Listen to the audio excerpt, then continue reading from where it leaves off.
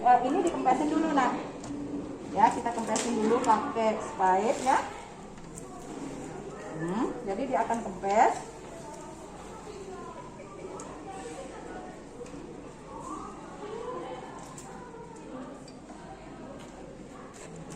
Ini tarik udaranya sampai habis ya, dia akan kempes seperti itu ya.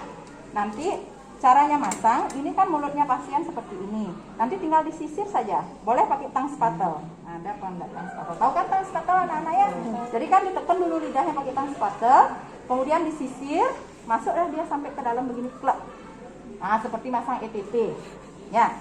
Nah, ini RW definitif sementara, tapi ini kalau yang ETT kan RW definitif masuk dia langsung, kemudian dihubungkan ke ventilator. Nah, nanti ventilator kalian dapat sendiri. Ya, ini namanya LMA. Ya, ini untuk pembebasan jalan napas. Ya, konsepnya tetap 3A. Kan itu ya, harus itu aman diri, aman lingkungan, aman pasien. Habis itu masuk ke RW, breathing, sirkulasi, disability, exposure kan gitu. Habis itu direevaluasi lagi, masuk ke polycatheter, gastric tube, heart monitor. Nah, itu baru itu namanya primary survey. Ya. Nah, setelah primary survey-nya stabil, baru akan masuk ke secondary survey. Ya. Anamnesa empel pompa, ya, kemudian pemeriksaan fisik head to toe, kemudian dicolok semua lubang-lubang yang ada, itu misalnya ada kayak pengeluaran cairan di hidung, itu harus dicek di telinga kan gitu ya, biar tidak sampai kelewatan di matanya, siapa tahu kita tidak tahu ya, terbentur matanya sampai hilang gitu misalnya. Jadi semua lubang itu harus dicolok, termasuk rectal tours-nya ya. Nah, itu kemudian vital sign. Nah, itu konsep secara umum yang ibu summary atau resume lagi dari penjelasan video yang sudah ibu share ke adik-adik. Makanya penting sekali kalian simak dengan baik. Oke. Nah, kemudian RW jalan napas itu kan pertama kontrol vertikal. Ya, harus itu. Ya, apalagi dengan biomekanika trauma. Kalau sudah pasiennya terbentur, terguling. Ya. Oke, kita sambil jalan aja ya, Nak ya. Nah, siapa yang mau bantu ibu untuk kontrol vertikal dari video yang dia ditonton? Ayo. Gus, sini aja bantu ibu ya, Nak ya, biar sekalian. Yuk, kontrol vertikal gimana caranya? Ini boleh didorong sedikit. Nah, yuk, kontrol vertikal. Yang sudah dapat melihat video dari BPCLS-nya AGD 118. Ambil share. Nah, atau siapa yang suka rela bantuin ibu dulu nih, asisten. Kontrol vertikal. Nah, ayo enggak apa-apa bantu ya, Nak. Nah, biar kita latihan langsung. Ya. Pertama, kan 3A sudah ya, 3A. Habis itu cek respon ya. Tekuk dada dengan gentle seperti ini ya. Bangun, Dek, itu misalnya. Pasien tidak berespon, ya. Kita lanjutkan dengan kontrol vertikal. Pak, gimana caranya kontrol vertikal? Masukkan tangannya. Nah, ya. Ini ya. Nah, ini ya. Tuh, kontrol vertikal. Panggil bantuan dulu. Dilihat lagi videonya ya. Jadi panggil bantuan. Tim, ada pasien gawat. Ya, sambil menunggu timnya datang, adik sudah kontrol vertikal begini, ya. Jadi pegang bahu, pegang kepala seperti ini, ya. Oke. Nah, ini kan nggak mungkin dia lama begini sendirian, ya. Apa yang harus dilakukan sekarang? Apa yang harus dilakukan sekarang? Dia bisa membantu adiknya ini kontrol vertikal. Ayo, pemasangan. Nekolar. Yang mana namanya nekolar? Ini namanya nekolar. Ya. Ya, jadi pemasangan nekolar. Nanti nekolar ada yang tipe rigid, ada yang tipe soft. Ya, kalau ini kebetulan tipe soft. Jadi agak ketat atau gimana itu enggak masalah. Ya. Tetapi jika dia nanti tipe rigid, ini harus benar-benar diukur dulu. Nah, begini ya. Jadi dibuat garis sejajar angulus mandibula ke bawah begini ya, ini. Ya, ke bagian bawah lehernya. Nah, ini dicocokkan kurang lebih. Ya. Nah, ini ditekuk begini. Ya. Nah, adik tetap diam. Tetap. Nah, ini ditekan ke bawah, ya. BCS. Kenapa dengar BCS? I-nya berapa, P-nya berapa, N-nya berapa. Jadi sekarang Ibu fokus di RW breathing sirkulasi, itu yang paling penting. Ya, oke. Baik, nah, oke. Kita dari awal tadi ya. Pertama, Ibu kan tadi ceritanya menemukan pasien riwayat kecelakaan lalu lintas, terbentur terguling, biomekanika mendukung kalau dia mengalami fraktur servikal. Tadi sudah kita 3A, kemudian pakai handscoon juga dan lain sebagainya kan. Nah setelah itu kita cek respon seperti tadi ya. Oke, dari awal ini biar kalian nggak bingung ya. Misalnya ini ibu, bu bangun bu, oke nggak berespon pasiennya, aktifkan SPGDT. Tim ada pasien gawat, datang timnya siap-siap.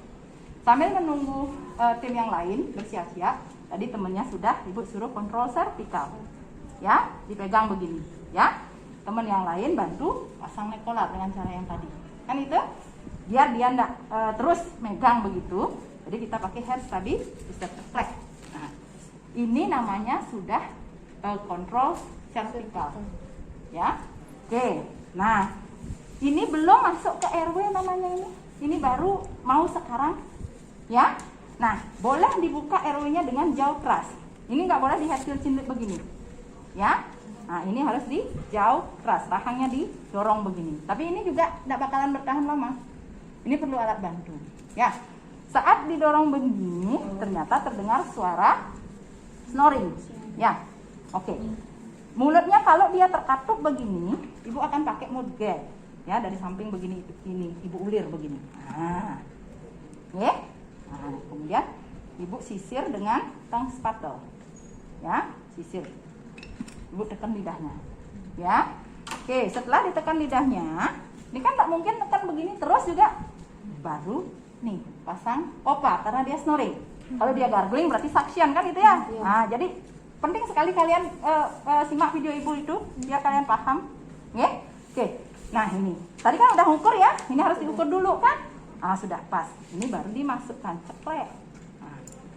Nah, ini kayaknya nggak mau masuk karena dia buka. Oke, bisa. Nah, ini jangan di plester karena nanti kalau dia mulai sadar pasiennya dia akan menggerakkan ini ya. Oke, jangan di plester ya nak ya. Nah, itu cara pertama namanya blind ya. Cara kedua masang ini apa namanya ini opa ya, kan udah ukur ya. Habis itu cara yang kedua ini disisir dulu nak, sisir dulu, tekan lidahnya, tekan sampai mentok di palatum, baru diputar ceklek. Nah, dua cara. Ya, itu pembebasan RW yang pertama. Jika pasiennya snoring. Ya, sekarang kelompok yang dapat gargling. Yang kelompoknya gargling, ayo. Adik gargling. Ya. Kalau pasiennya gargling diapain? Di suction. Oke, mana alatnya suction? Ayo, coba dulu. Jangan-jangan nggak disiapin ini ibu lagi nih. Suction. Ya, digabung megangnya. Nah, ini namanya suction soft. Ya. Ada lagi satu namanya suction rigid yang keras ujungnya itu. Ya. Pada kasus gawat darurat direkomendasikan pakainya suction rigid. Ya, biar lebih apa namanya? Karena kadang-kadang kan kita kebablasan sampai di dalam. Ya. Nah, tapi kalau enggak ada sama sekali enggak apa-apa, pakai suction soft. Ya. Nah, teknik suction. Nah, ini misalnya kan udah nih. Nah, teknik suction ini silahkan dihubungkan, nanti kalian dapat tuh perasaan suction di review lagi ya. Oke, silahkan. Jadi suctionnya itu di sekitar mulut pasien, nggak boleh nyocok begini ya, di sekitar mulut pasien, kurang dari 10 detik ya, kurang dari 10 detik ya. Teman-temannya yang baru datang gabung aja ya, ibu sedang jelasin ini. Ayo nak, gabung aja nak. Oh, padahal dari tadi di situ, padahal makanya ibu hitung ini kok harusnya sekitar 24-an. Ya, oke ini ya. Oke. Nah, ETT nanti lanjut belajar ETT lebih lanjut ini tingkat advance nanti. Ya di BTCLS pun hanya di review, tidak dilatih langsung. Kecuali kalian mungkin penata anestesi yang memang kerjaannya intubasi, itu dapat pelajaran. Ya. Oke. RW clear. Lanjut ke breathing. Ya. Teknik breathing, ayo. Semuanya teknik breathing. Teknik pemeriksaan breathing. Ayo teknik pemeriksaan breathing. O2, mana ini O2? Nah, ini hanya ada kanul aja, nak. Di video ibu sudah contohkan, ya. Ini namanya O2 kanul, ya nak ya. Ini kemampuannya 2-4 liter saja, ya. Kemudian yang mas yang sungkup, ya. Nanti kalau bisa, kalau ini kelompok berikutnya kalau mau ini coba diamprahin lagi yang mas, yang sungkup, ya itu sampai 6 liter. Kemudian ada namanya rebreathing mask yang ada reservoir ke belakang, tetapi di tengahnya itu ada tidak ada knopnya, nah, ya lubang dia di dalamnya. Okay? Kemudian ada non rebreathing. Non rebreathing itu yang ada knopnya di dalamnya. Di dalamnya itu ya nak ya. Ini kan reservoirnya, ya. Kemudian ada masknya. Kemudian di tengahnya itu dah knop, itu dia non rebreathing. Itu yang konsentrasi paling tinggi. Ya, itu sampai 16 liter. Ya. Oke. Anggap kalau ini pasien kita RR-nya kita ketemu 28 kali sampai 30 kali, yang kita pakai bukan yang kanul, tapi yang non rebreathing ya nak ya. Nah, nanti coba info ke kelompok berikutnya kalau bisa amprahkan O2 yang lengkap karena ini penting. Ya, itu ya non rebreathing juga. Nih, yang isi reservoir. Ada di sini. Oke, ya ini yang dipasang. Nah, kita anggap ini. Ya, silakan untuk prosedur O2 kalian sudah belajar. Ya. Ini dipasangin dulu, dihidupin dulu, humidifier-nya dicek dulu. Itu tak perlu lagi ibu ingatin, ya. Biar oke, misalnya ini kita pasangin lah ya. Nah, kalau ini mampunya cuma sampai 4 liter. Nah, udang pasiennya. Pakainya non rebreathing ya. Kasih dulu 10. Observasi 1 menit, ada nggak perbaikan? Kalau tidak, naikkan lagi sampai maksimal 15 atau 16. Ya, tapi kalau enggak juga berarti ada permasalahan. Ya. Permasalahan, lakukan IATP. Stetoskop nak? Nggak ada. Nah, kita buka. Nah, kita akan mainkan kasusnya ibu yang tadi malam. Berarti nanti kita paling tidak ada 4 kasus. Pertama open pneumotoraks, kedua tension pneumotoraks, ketiga hematotoraks, keempat flare chest. Nah, ini di airway breathing yang ibu berikan di videonya itu ibu sudah jelaskan. Ya, makanya ini nanti bertanya nih kelompok yang dapat. Ya, oke. Saat ibu buka ternyata di sebelah kiri ibu lihat ada luka terbuka. Khas dia saking cesun. Nah, berarti dia open itu. Kalau sudah ada suara menyedot gitu. Ya. Jadi siapapun yang menemukan pertama kali dia harus langsung nutup begini. Ya. Nah, lalu temannya yang lain minta tolong untuk menyiapkan kasat 3 sisi. Ada yang bisa bantu ibu nyiapin kasat 3 sisi? Yuk. Gimana caranya nyiapin kasat 3 sisi? Hah? Belum tahu? Belum ada yang lihat video ibu gitu loh pertanyaan saya sekarang. Kalau besok kalian nggak nonton video kelompok berikutnya ya, ibu wanti-wanti nanti kalau ada yang